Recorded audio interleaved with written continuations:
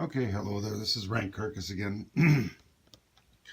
Global War, 1936, 45, historical board gaming. I'm going to be doing my Dirty Russian video. First off, I want to do a shout out to Dutch Lancaster. Thank you very much for that memorial. I believe that's what, a wind power turbine on there with the Dutch Lancaster crash site in the Netherlands. That actually got me thinking, and that's actually why I'm calling this Dirty Russian. My grandparents lived in the Netherlands during the German occupation and came to Canada afterwards, and that's why I actually have that nice black Russian over there. It was my grandfather's favorite drink, and one of the most recent good memories of him was when he got my wife, my daughter, everybody, my mom, everybody all just smashed on black Russians. It was a good time. We don't normally do a lot of drinking in the family, so it was pretty entertaining.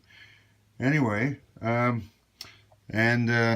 reason I'm calling it Dirty Russian is this scenario here sets it up so that the Russians actually give ownership of the Netherlands to the Germans, possibly. So that's the term, Dirty Russian. All right. It's also a dirty move in the game, so we're going to move on to a few examples here. So, I scooped a bunch of guys up. So, I'd scooped a bunch of guys up, and I decided that with those extra money, we're going to build these two transports. It's $8 a transport. You're only making $8, so every turn you can only build one. So, for the first example, I'm going to show this side here. You build one let's do this here. Turn one, build a transport right here. These guys were actually sitting here and here. So you scoop these guys up. You're not at war with anybody. So on turn two, which would be January 1937, you're not at war with anybody, so the Turkish don't care, you're allowed through. So it's 1, 2, and 3, and with this British Navy over here. So that is a destroyer and a sub. Sorry, a destroyer and a cruiser along with. Now, there's also these guys that are on the build chart, and you can incorporate them any way you wish. You can throw them on this side here. So just for ease of showing you what I'm doing, we'll just do, actually no, yeah, we'll throw them on here. It doesn't matter. You could also throw them up there by Leningrad where that mess of a navy is. Or you can throw them over here where that one lone sub is. It's your call. Or if you want, you can throw them up in the North Sea there, but that's not what I'm doing here. Okay, that's turn two, you move that. And at the same time, you're going to build this one here. So, the previous turn, you moved a guy that was sitting over here into Vladivostok along with that. Okay, so remember, that's turn two. Now turn three, July 1937. This guy's free to move. So, you're going to take this little navy you got over here. 1, 2. The British probably aren't going to block you, but they might. Just tell them what you're going to do, and they won't block you. Maybe. You don't have to do what you said you were going to do. And I'm going to show you what you're going to do. And it'll be entertaining. So this is turn three here. We're also going to scoop up these guys over here. And we're going to go 1, 2, 3. Now we're in the waters here by Hong Kong. All right. So that's your two things. Now, turn four, which would be January 38. You have some options. Right, you can do what you said you were going to do to the British. You can go 1, 2 over to here, bringing these two guys along. And you're going to take this stuff over here, and you're just going to move it around the corner. I'm not sure if you see what's coming here, but all right. So now it is going to be, I can't remember if it's, and it doesn't really matter which turn it is, but you can get here on time. I lost track of where I was at. But let's say it's now January 39. Russia's allowed to declare war on any neutral. Well, guess what you're going to do as Russia? you're going to take these guys, you're going to land them here, you're going to bring in your cruiser and a bunch of destroyers, and you're going to bombard the crap out of Siam. Taken. Guess what? You took it a turn before the Axis align it in July 1939. Right? So that, and you avoided this Navy over here. You came on this side instead. Sneaky, sneaky. That's a pretty dirty Russian. All right. Now, another option, and you can do that also. You know, you don't need to leave your guys there. You're going to get your $1 for a turn or two. It'll be worth it in the long run. Yeah, ignore the fact that this is Japanese at the moment. That's assuming from the other setup that Vichy happened. I didn't reset up the whole map for this. Now, you have another option. You, using all these guys, can start taking some Dutch stuff. Look, the Sumatra's empty. Now, my recommendation when you take anything as Russia here is don't fight these guys on the land. One hit, you got no Marines here, right? One hit, you're going to take off 2 guys. Now you only got 2 left. Look how far away everything is, right? You're turns away from getting the units back down here. And this is, you know, you want to make the most out of these guys. Or instead of doing that, before you do that, let's say you move this whole Navy 1, 2, right? You're now on this side. You're going to take, let's say you take Celebs and, yeah, take this island here too. Maluku Islands. Right, you're still at war with nobody, except for now you just activated the Netherlands. You've attacked the Netherlands. Well, what does that mean? That means, and this is going to be the fun part. So you got just a couple pages out of the rule book here. I need page 21, which is, let's move this over here a little bit. You know what? We're just going to put the camera down and lift this up. That'll be easier. Now look under allies, right? Nations align with the allies if the Axis declare war on them. No mention of USSR. Under the Axis, nations align with the Axis if the Allies or USSR declare war on them. Nations come under Axis control if they're attacked, but the attacker is not at war with the Axis. So technically, at this point in time, Russia's not at war with the Axis. Well, they may be after that, but you know, you're trying to bait them into attacking you first, so you make more money faster. That's part of it, but you're also being a dirty Russian, and you're just stealing money that the Japanese would have had for free. So by doing this, you've only taken $1 out of this, right? So the Netherlands is worth 12 in total. So there you go. They're down to 11, and Russia goes up $1, right?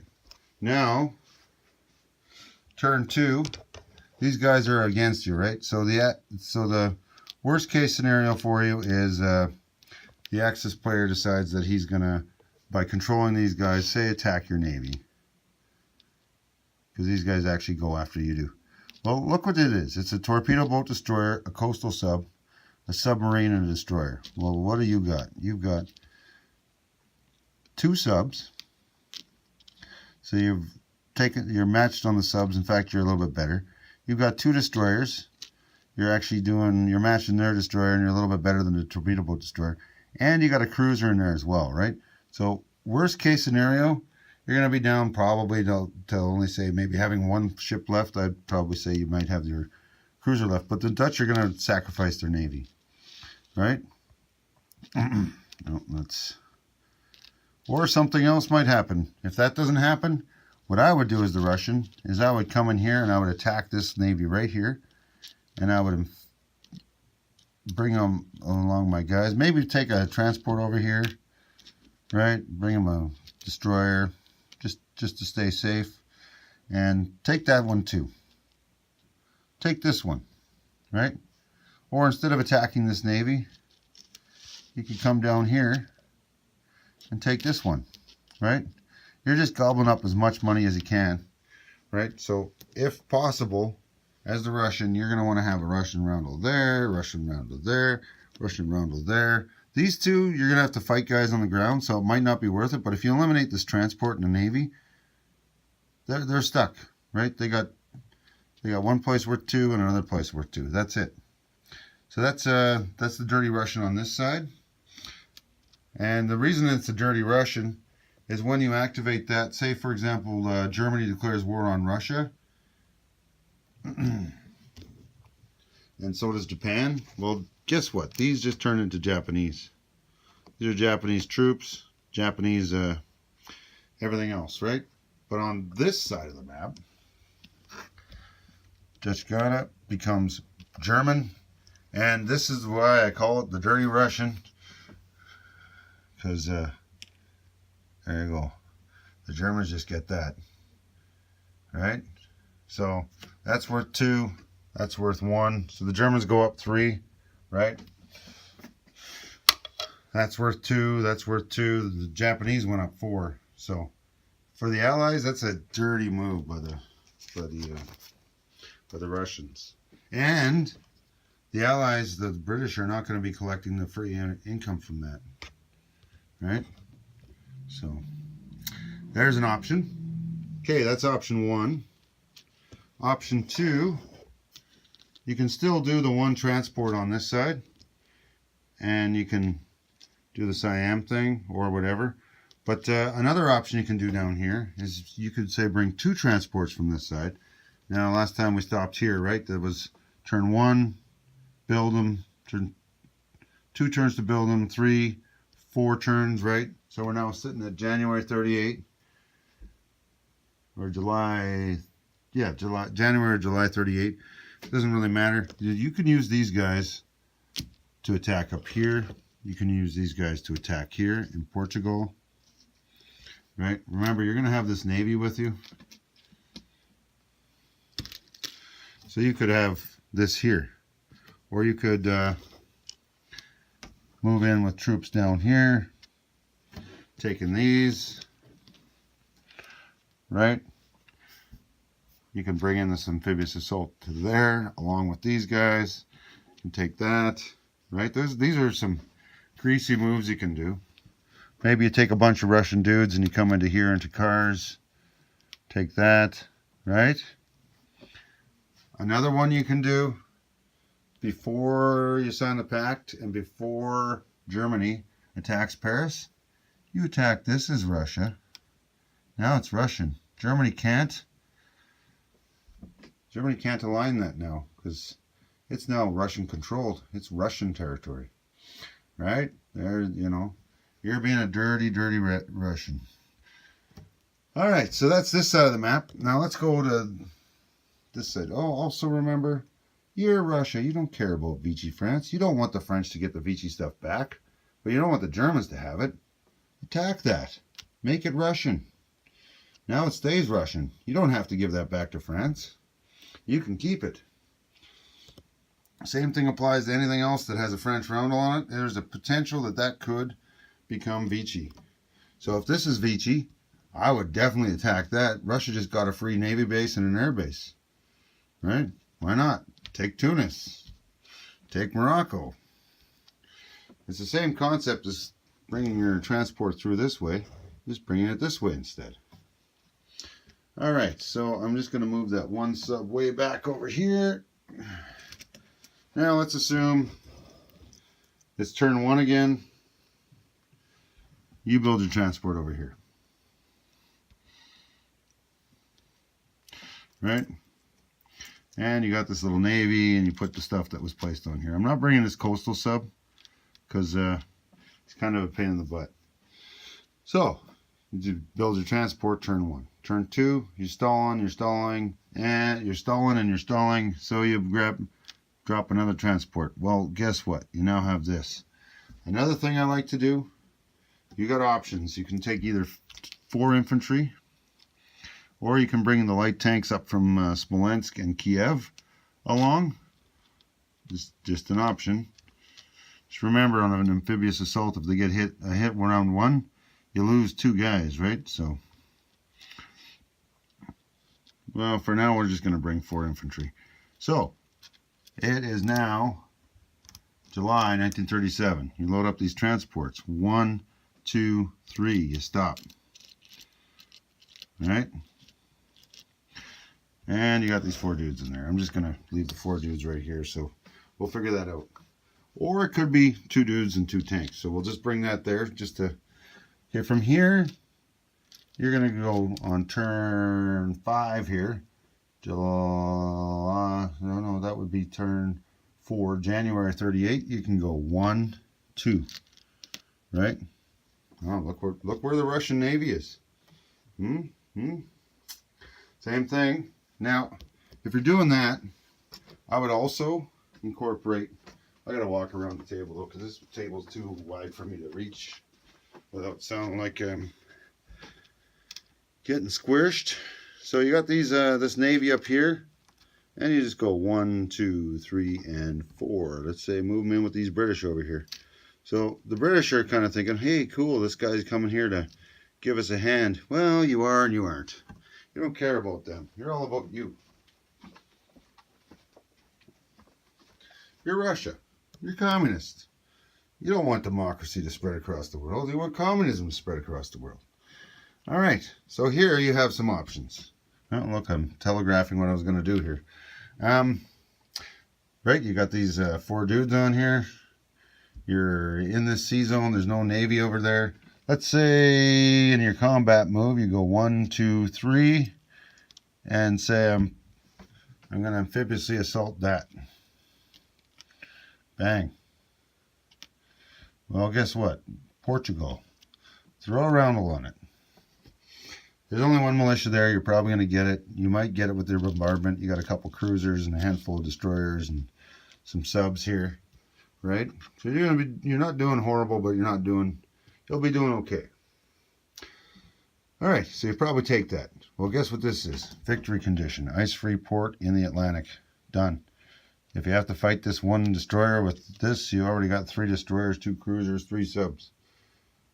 Where's it 4 subs? It's hard to tell anymore. Yeah, 3 subs. Good enough, right? That's a substantial Navy at this point in time in the game here. In fact, you pretty much match the Italian Navy. You just don't have any big, heavy battleships. Yeah, so here, look at that. Russia's using its Navy. Now, instead, because if the militia gets a lucky shot, you're going to lose 2 guys, right? If you want to do something else that's totally crazy,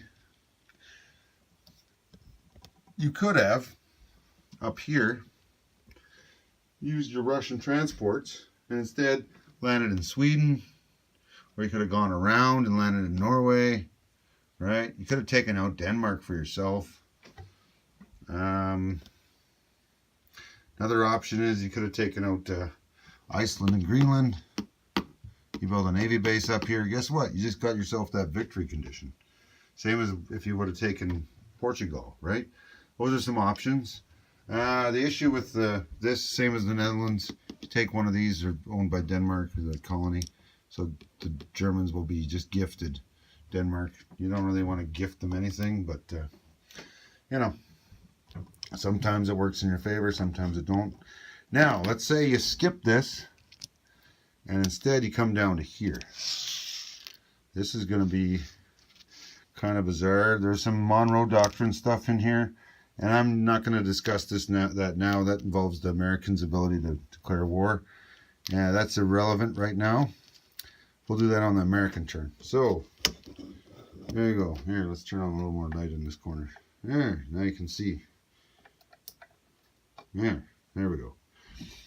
All right, so you are going to, if I was you got 2 options.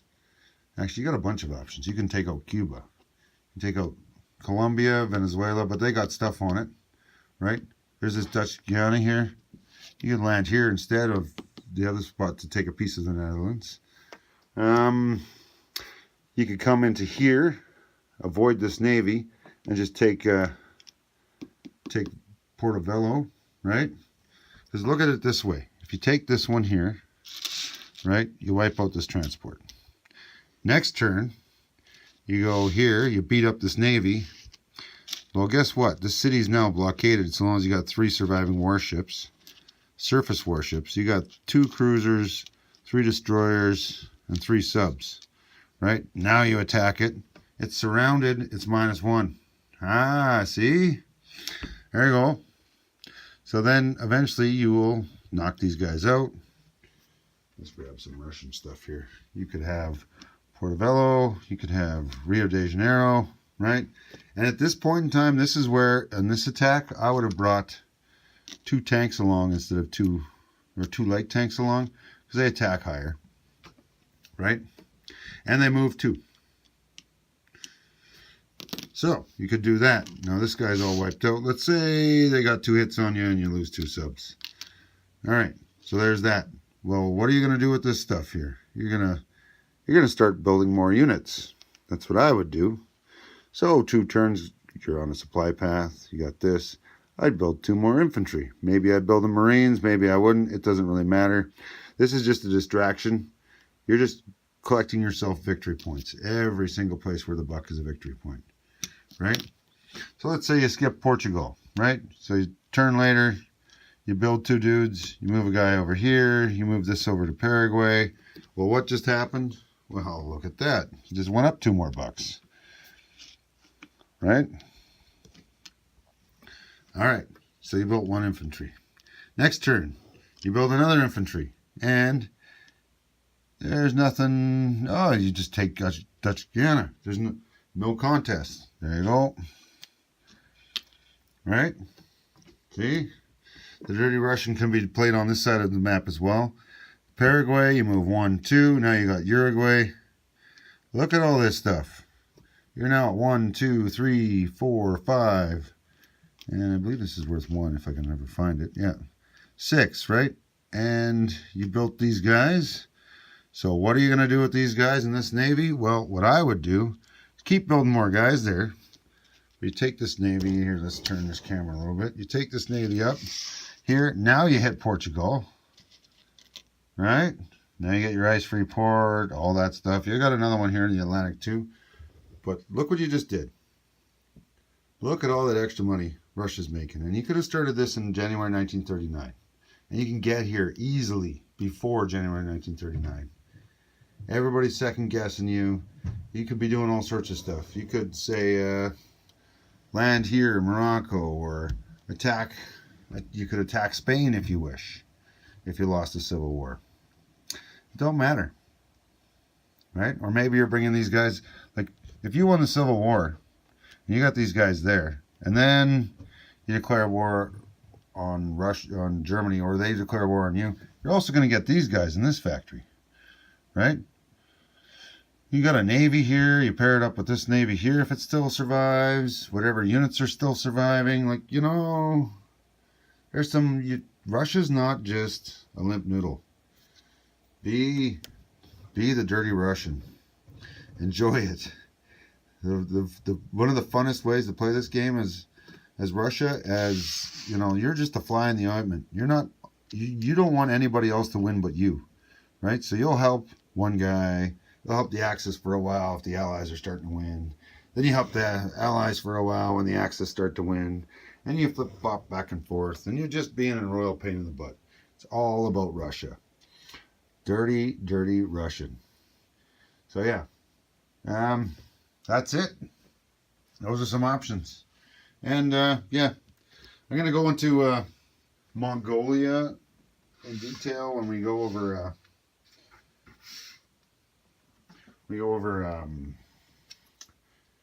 the Chinese, but you can also come in here and attack all this stuff. It's worth $2. You got to fight what, a militia and a cavalry? Like, that's a piece of cake, right? You're moving your border up, and CCP, if it gets anything that borders your territory, gets a bonus $1. Even though this place is worth nothing, if it owns it, it's bordering yours, they get $1 for it. It adds up. Okay, so be a dirty, dirty Russian. Have fun. This isn't Axis and Allies. This is a different game. You're a third player. You want you to win, not anybody else. Enjoy it, have fun, and have a Black Russian with me.